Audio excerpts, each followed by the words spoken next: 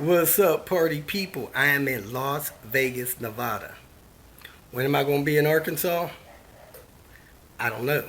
I'll be in Arkansas after I leave Texas.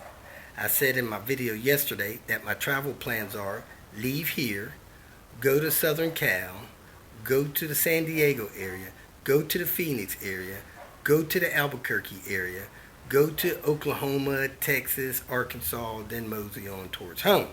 Now, when that's going to happen, I don't know. Some people accuse me of being a liar. Well, if I told you I'd be in Arkansas on November 2nd, that would probably be a lie. Because I'm not getting to Arkansas until I finish those other 6 locations. How long I'll be in those locations, I don't know. If I had it my way, I'd be home already. Relaxing in the privacy of my own home, in my own environment, with my own stuff. But I'm out here trying to help people that requested my help, trying to help them save money, trying to help them get things done that's been irritating them sometimes for years on their vehicle. So that's where I'm at. That's what I'm doing.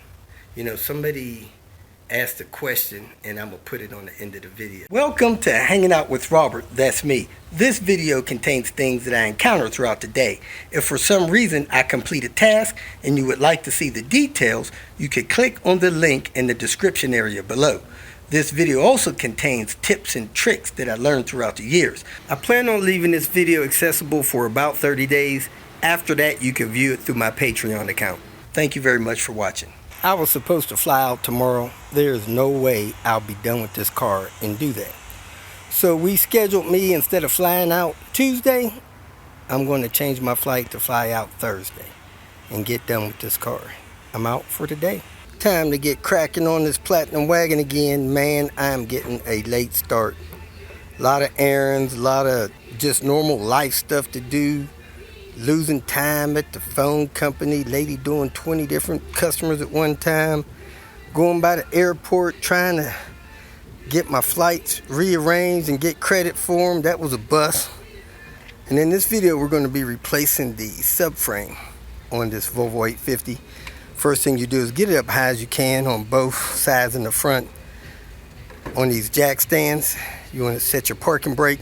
Make sure you got that set and get this thing up. A lift will be better, but get up as high as you can on the jack stands if you don't have a lift.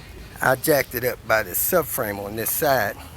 That way I could get those tall jack stands under it. So let me get this up, get it on jack stands, take this tire off, and pick it up from there.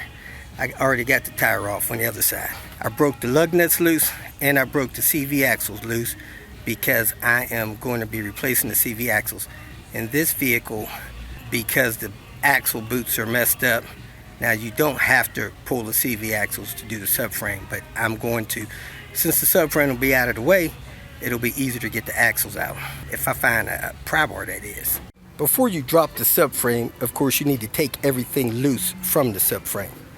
Now I put this engine support bar up here. You know, me and Dan was messing with one of these a few weeks ago and I needed to move it from here to out here past this post. And I wasn't paying attention, and he laughed at me because I was uncranking the bolt all the way up so that I could take it and move it over instead of turning it a quarter turn and sliding that up through there. So I was having I guess they call it a senior moment. I don't know if I should say that. I don't know if that's a nice term to use, but I'm getting there. I'm over 55. Anyway, first thing I'm going to do is go under the car and take the engine torque mount loose. Then there's a ground wire that's bolted to it down here under the radiator hose. I could actually remove the radiator hose because I'm going to replace that radiator hose down there. You see it going around that turbo tube up over the engine. I'm going to replace that.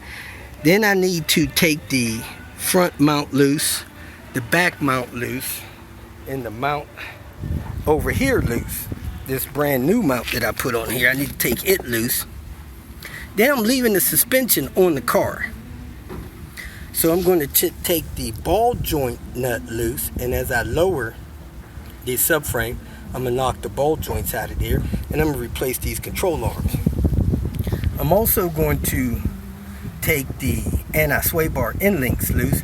I'm going to try to get the lower bolt because those are good. I'm trying to leave those on the car. I got a new set, but these are good, so why replace really good ones? And then I'm going to take these plates loose.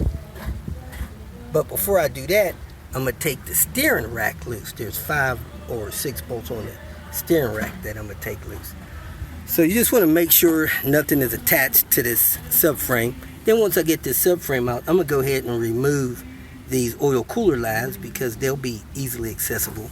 I'll transfer this mount over to the subframe that I have. I'll put control arms on the subframe that I have.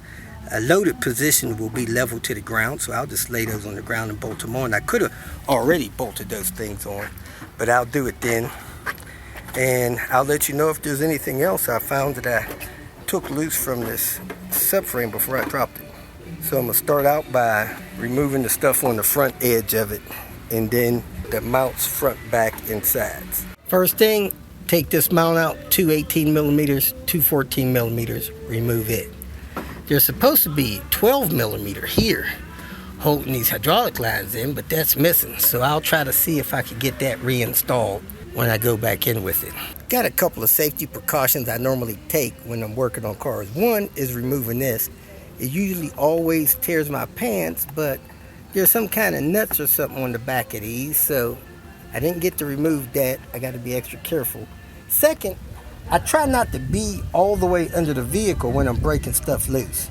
So I want to keep my body where if for some reason this car starts to fall, all I got to do is a half a roll or something and I'm out of here. This thing can hit the ground. Safety first. So I got that loose. Next, I'm going to put a tool up there, take that bolt loose. On the front edge so far, I've taken that bolt out of there. I've unclipped this vacuum line from the clips across the front. I undid that bolt to that mount there. I undid the bolt to the wire harness right there and taking that out.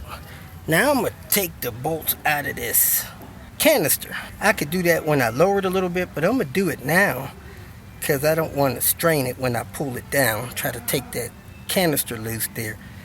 It has a little bolt right there. It's also got a big zip tie that straps it on there. So I'm going to take this bolt out and see if I get that to lower. Then I'm going to go to the other side, get those bolts out of that front engine mount. Took that lower 14 millimeter out of that canister bracket and it set down right on the ground there. It lifted off of the top. Top has just a hook. This is the reason we're replacing this subframe. It got hit pretty good. I don't know if that affects anything, but we got one, so we're going to replace it. Ideally, it'd be nice to replace with one from a C70. They have better subframe bushings in there and make it handle nicer. Next, I'm going to get the bolts out of the steering rack. There should be 5, maybe 6 of them. Do not hit those with an impact because it will break loose the cast screws that hold in the cast nut. So try not to do that. And I see when I put this canister on the ground, it pulled the vacuum line loose from that hose back there. That hose right there had one of these vacuum lines plugged in. I have the bolt out of the ball joint. I have the anti-sway bar end links loose. I have all 6 bolts out of the steering rack. I was about to take that 12 millimeter loose there, then I noticed the bracket's missing from there. I don't know of anything else other than this rear mount on the rack that I'm about to take loose that'll prevent this thing from coming down.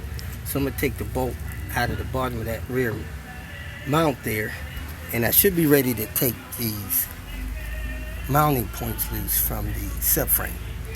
2 14s and the 18 on both sides, and then the 18 up here. As I lower this, I'm going to lower it onto the floor jack so it just don't drop and hit the ground. Let me go ahead and get that mount loose back there and see if I can start lowering it by these corner pieces. I have the jack under the subframe. I pulled that bolt out there, pulled that bolt out the other side, and then I remembered that the power steering pipes that come up and cut across the back side of that subframe has a bolt on the back of it too, a T25, but that evidently was torn loose as well as that 12 millimeter missing. So I should be able to lower this subframe down. The back of it's already loose. Now it's real important to keep all of these bolts organized somehow so you can put them in, especially if you plan to leave this and not do it the same day. So I got all the bolts organized. I'm gonna go ahead and lower this with the jack nice and slow, and it should come down with the anti-sway bar and the control arms. It appears that nothing else is attached. The steering rack did lower down pretty far there. Looks like that bracket right there is bent that the lines was attached to, and the lines did come loose from the front of it. They were not attached, they were loose. So now I'm gonna go ahead and tap the ball joints out of the knuckles, and this thing should fall to the ground. Remember a couple weeks ago I busted a radiator supporting or lifting the subframe. I was actually jacking the car from the subframe with the floor jack, and it slipped off mainly because it was being lifted on that IPD belly pan. So make sure you have the jack on the subframe. We got the subframe loose. Gotta knock it out from these control arms and it'll be out of the way. Then I need to remove the oil pan. So I need to drain the oil, remove the oil pan, because we got a replacement oil pan as well. Subframe's out. Next we're going to drain the oil and drop the oil pan. Get rid of this damaged oil pan with this JB weld on it. Now these subframes, a lot heavier with the control arms and anti-sway bar on it. I got to move this over as well. That goes front wheel drive. Make sure I got those two brackets there on this other subframe and that transmission bump stop. That thing looks like it's been used a lot on this car. Looks like the transmission's constantly resting on it, which is not correct. So here's the subframe. I need to move everything over to it. Once I get done with my oil pan. Oil pan's priority. Let me get the cracking on that. I got a new mount for there, so I need to get that off of there. I got a new mount for back there, so I need to get that one off of there. But I tell you, this oil pan is going to be a lot easier to get off and replace with this subframe out of the way.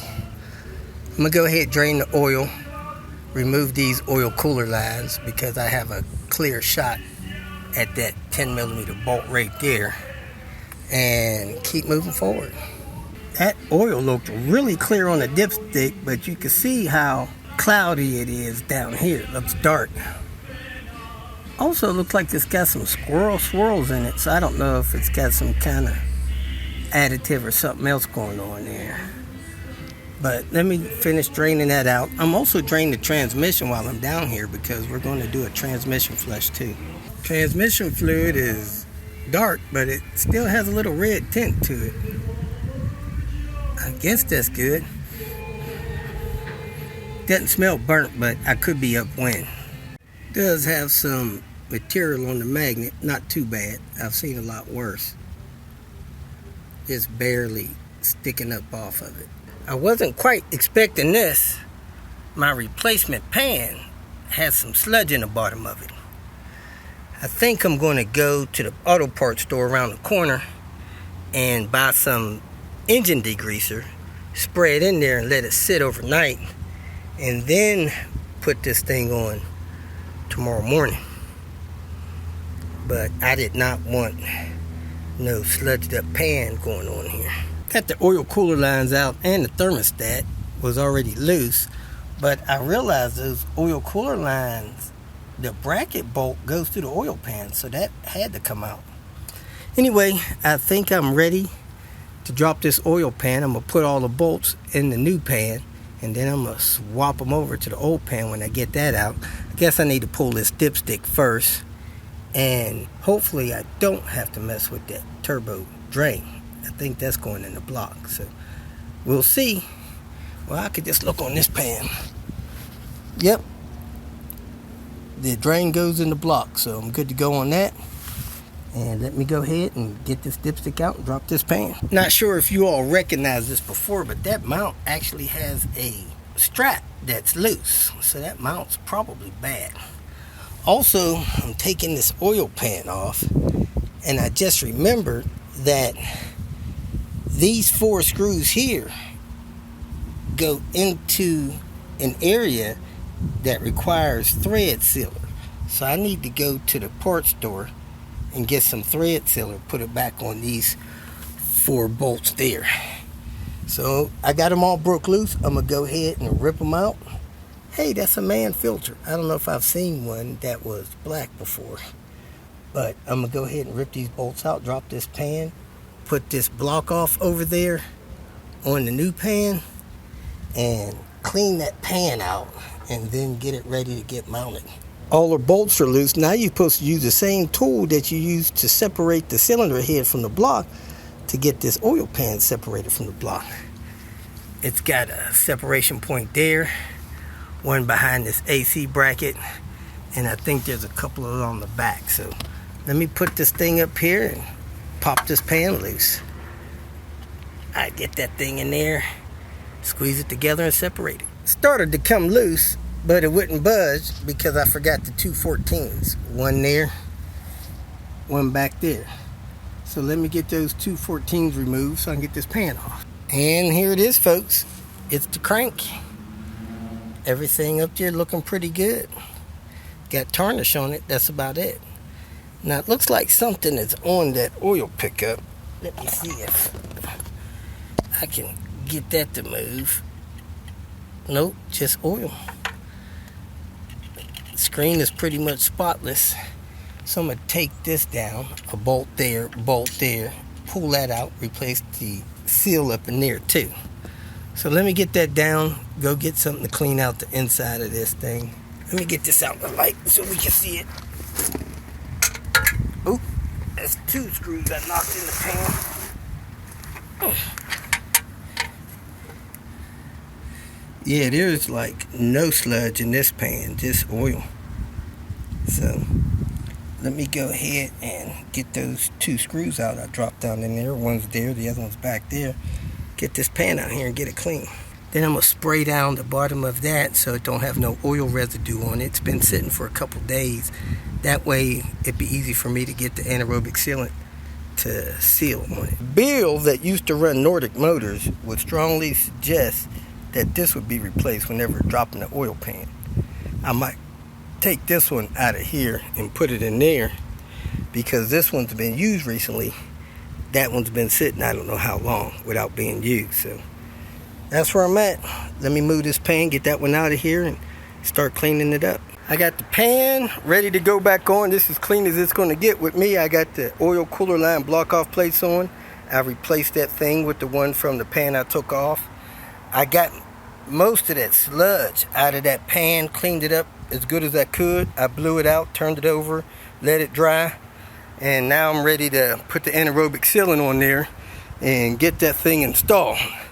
So I got to get the gasket kit out of the box, match up these gaskets, and I got the bottom of the block cleaned up. Not sure if I showed you guys this, but I still got a little oil accumulating there. I need to wipe that off with acetone before I mate the pan up to it. But you want to try to make it so oil's not running down on that surface. So I got oil all down the edges of that surface. Oh, I got to get this pickup tube installed. So I got the 2 bolts for that there.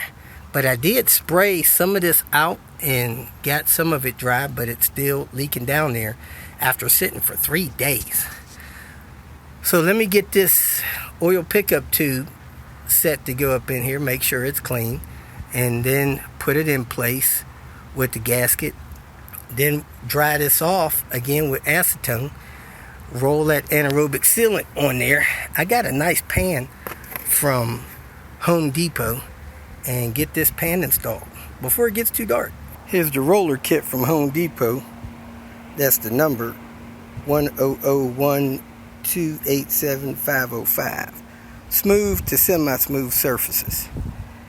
And I'm going to put the anaerobic sealant in there. I got the Volvo stuff and roll it on the edge of that pan. I mix this stuff up as best I can, kneading the bottle, making sure it's all mixed up. It was a little cottage cheese looking when I first opened the bottle, but now it's looking fluid. So I'm going to pour some in here, just enough to do that pan, man. I could probably do 5 head gaskets and 6 pans with this amount of things. They say it's only good for a year or two, so I don't know how long you want to keep it, but I'm going to try to put that much out and see if that's enough to roll on this pan. I got to get that roller wet. Let me put a little bit more in there.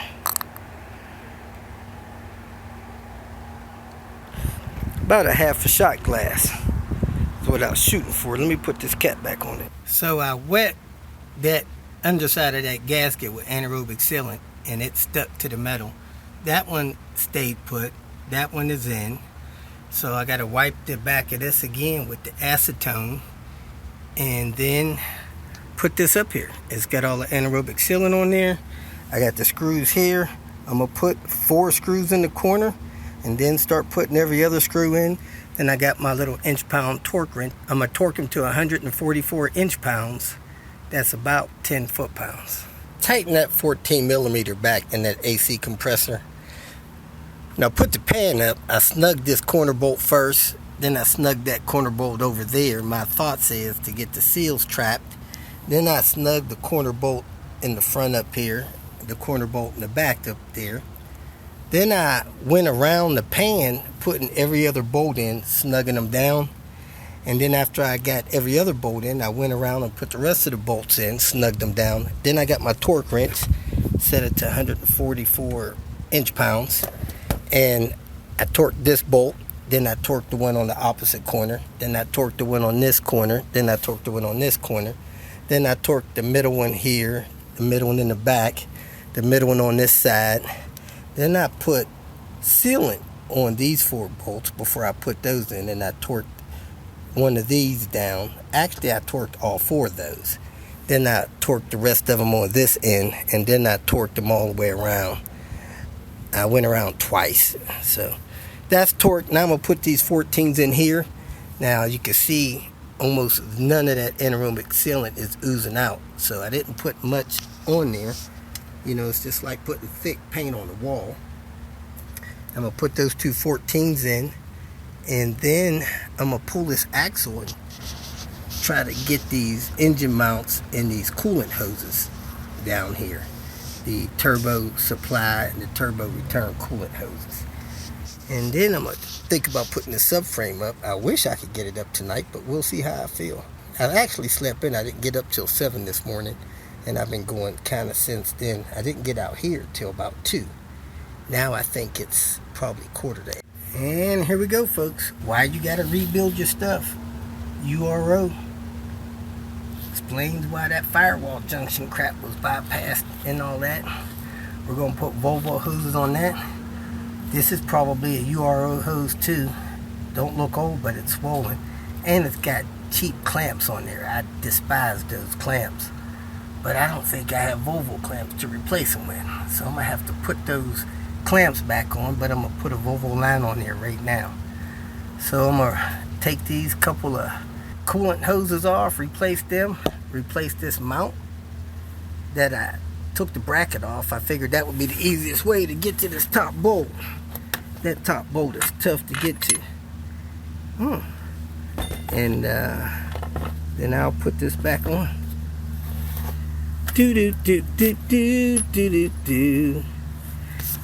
Let me get with it.